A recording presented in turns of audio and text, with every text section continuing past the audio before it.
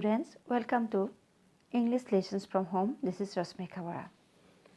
Today I am going to discuss some important questions from the lesson The Enemy. It is in your supplementary reader Vistas. Vistas থকা The Enemy নামৰ লেসনটো কেইটামান প্ৰশ্ন মই আজি তোমালোকলৈ লৈ আহিছো. The Enemy was written by Paul S. Bach. এতিয়া Enemy নামৰ লেসনটোত প্ৰকৃততে কাহিনীটো কি আছে চাওঁ আহা. The Enemy হ'ল দ্বিতীয় বিশ্বযুদ্ধৰ সময়ৰ কাহিনী.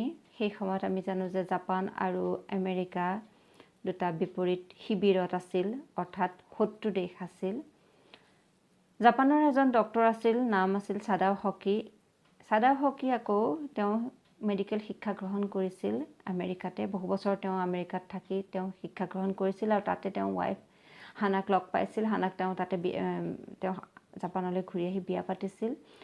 তেওঁলোকৰ দুটা সৰু সৰু ল'ৰা ছোৱালী আছিল. ডক্টৰ চাদাও হকি ঘৰটো আছিল সাগৰৰ পাৰতে আৰু এদিন তেওঁ সাগৰৰ পাৰত এজন উইণ্ডেড আমেৰিকান চলজাৰক আৱিষ্কাৰ কৰিলে. এতিয়া তেওঁ এটা সমস্যা হ'ল whether he should render medical treatment to the American soldier or not. The American soldier was his enemy. তেওঁ এজন লয়েল জাপানিজ চিটিজেন আছিলে আৰু আমেৰিকান সৈন্যজনক তেওঁ মেডিকেল ট্ৰিটমেণ্ট আগবঢ়াব নে নবঢ়াব সেই বিষয়ে তেওঁ এটা সমস্যাত পৰিল.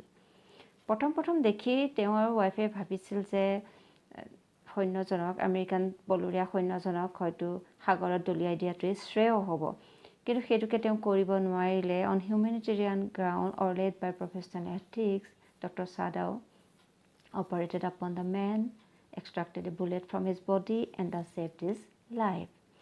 ডক্টৰ চাদাও অপাৰেশ্যন কৰি তাৰ শৰীৰৰ পৰা এটা বুলেট উলিয়াই পেলালে আৰু মানুহজনক বচালে. আৰু এই কথাটোত হিজ ডমেষ্টিক ষ্টাফ ৰিচেণ্টেড.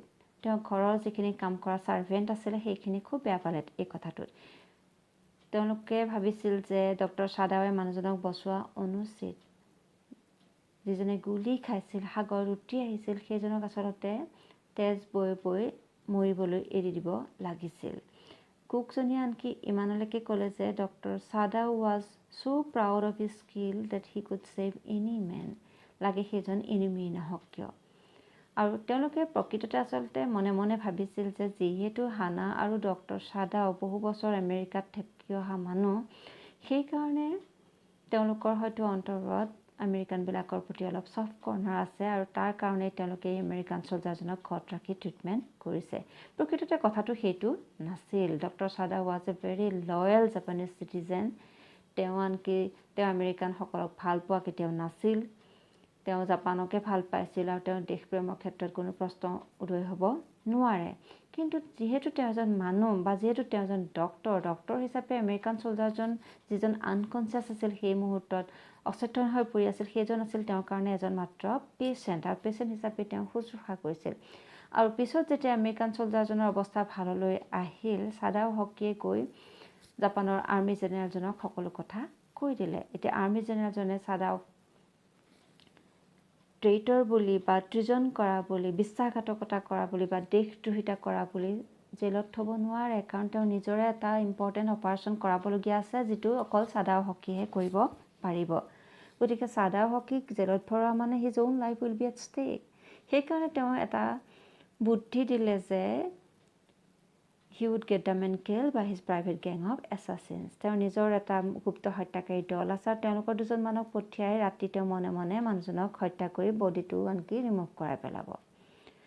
চাদাৱে 3 ৰাতি বাট চালে জেনেৰেলজনৰ এছাচিনছবোৰ আহিবৰ কাৰণে, কিন্তু নাহিল. অৱশেষত চাদাও অতিষ্ঠ হৈ নিজৰ সৰু এখন বোট আছিল, সেই বোটখনত তেওঁ খোৱা বস্তু আৰু অন্যান্য দৰকাৰী সামগ্ৰী ৰাখি সাগৰৰ পাৰত থৈ দিলে. আমেৰিকানজনক সেইখন লৈ পেলাই ওচৰে দ্বীপ এটালৈ পলাই যাবলৈ এৰি দিলে, য'ৰ পৰা আমেৰিকান চলজাৰজনে এখন কোৰিয়ান মাছমৰীয়া নাৱত উঠি নিজৰ দেশ পাবগৈ পাৰিব.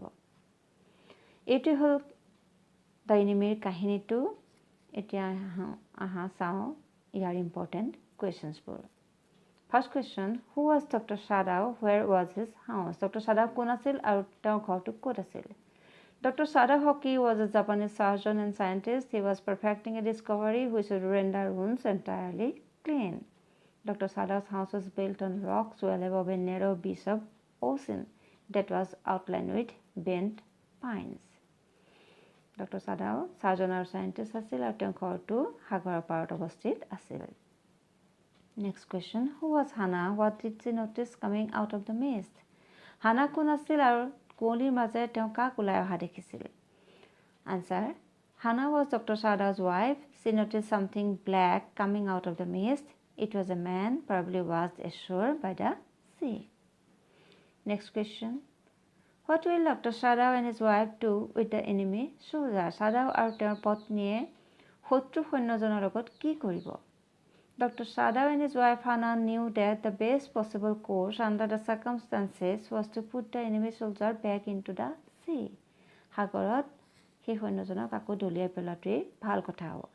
But they could not do that. Dr. Sadao was against handing over a wounded man to the police. As a dedicated doctor, he decided to carry him into his house. He operated upon him and saved his life. He and his wife looked after him and fed him till he was strong enough to walk on his legs. তোমালোকে screenshot মাৰি ল'ব পাৰিবা। Next question. There are moments in life when we have to make hard choices between our roles as a private individuals and as its citizens with a sense of national loyalty. Discuss with reference to the story. This is a long question carrying 7 marks. 7 মাৰ্কৰ question এইটো। প্ৰশ্নটোত কি কৈছে যে জীৱনত আমি কেতিয়াবা বৰ কঠিন চইচ কৰিবলগীয়া হয়। ব্যক্তিগত এজন ব্যক্তি হিচাপে বা এজন নাগৰিক হিচাপে। এতিয়া এই কথাটোকে ষ্টৰিটোৰ ৰেফাৰেঞ্চত বুজাই দিবলৈ দিছে। Dr. Sadao was a renowned surgeon. He was given a special favor by the military government of Japan because the Army General was going to be operated very soon. When Sadao and his wife found a wounded American soldier at the shore, their first impulse was to throw him back to the sea again because he was an enemy. Yet they could not do that. The unconscious bleeding man was only a human being who should be rendered medical support as soon as possible. Dr. Sadao Hockey's patriotism and loyalty towards his country was overcome by his sense of duty and professional ethics. He could not let the man bleed to death. He could not hand him over to army in such a critical condition. He did not like the American, yet he could not kill him. It was very hard for him to make a choice between his role as a doctor and as a loyal Japanese citizen. However, humanity triumphed at last and he let the American escape.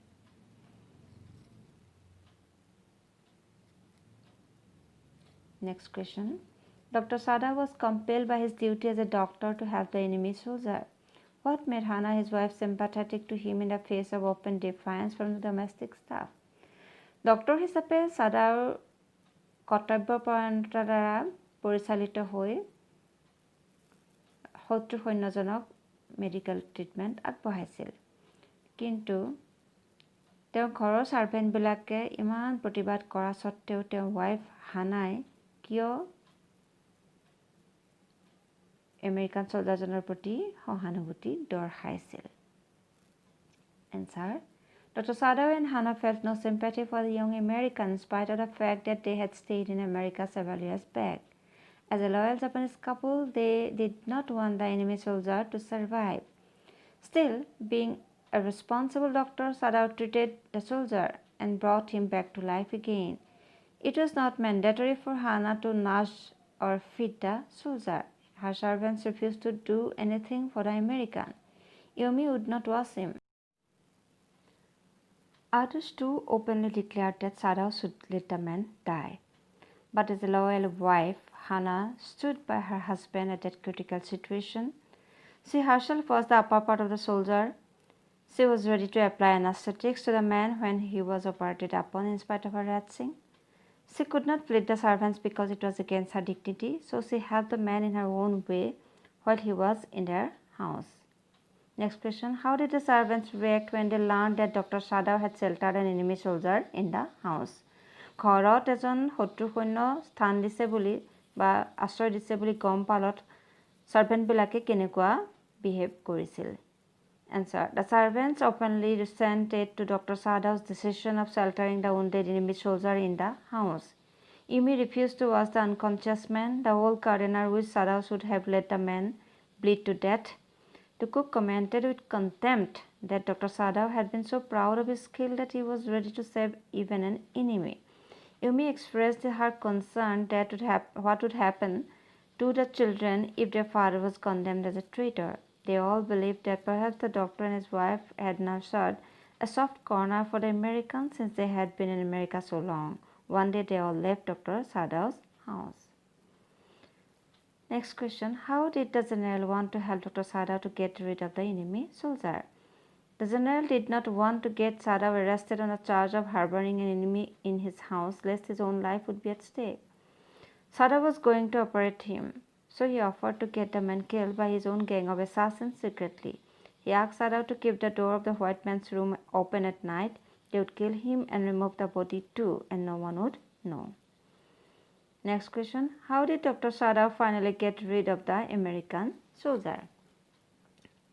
কেনেকৈ অৱশেষত Dr. Sadowe American soldier পৰা হাত সাৰিলে? Answer. Although Dr. Sadow had saved the American soldier on humanitarian ground and led by professional ethics, he knew that it was a treason to his country. He told the army general everything and later promised to get the enemy soldier killed secretly by his private assassins. Sadow waited for 3 nights but nothing was done. So at last he decided to get rid of him in his own way. One evening he kept his boat loaded with food and other supplies on the shore and let the American escape to the nearby island, from where he could take a Korean ship to flee. Thank you. Stay tuned for more.